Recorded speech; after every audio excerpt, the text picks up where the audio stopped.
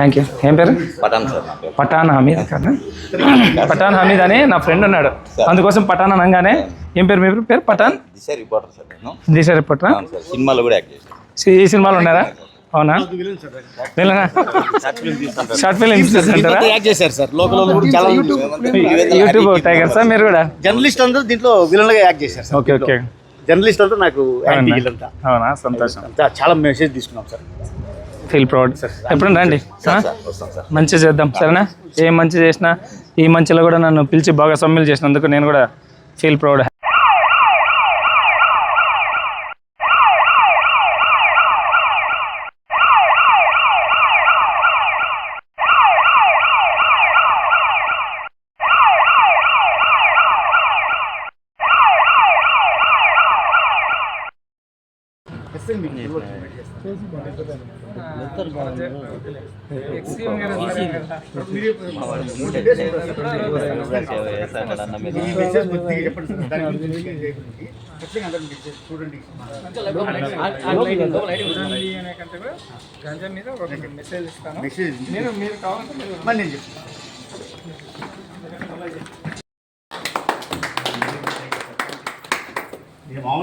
తీసుకో రమణజీ వీడియోది.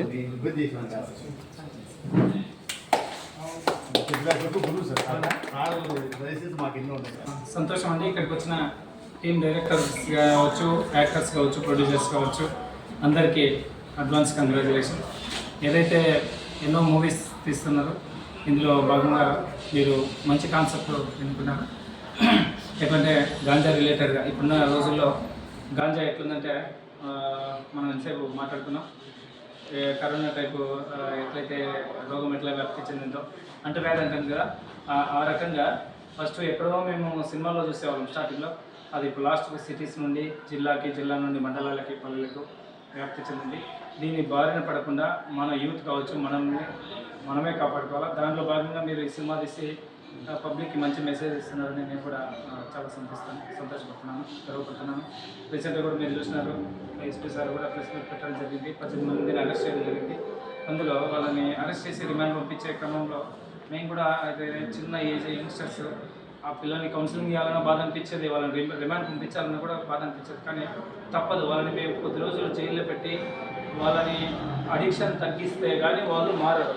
సో అట్టి పరిస్థితుల్లో మాత్రమే మనం అంత చేయాల్సి వస్తుంది. మేము అలా చేయకపోతే ఇంకా గాంజా ఇంకా ఎక్కువ వ్యాప్తి చెంది ఇంకా ఎక్కువ మంది చెడిపోయే అవకాశం ఉంది కనుక మేము అటువంటి స్ట్రిక్ట్ యాక్షన్స్ తీసుకోవడం జరిగింది.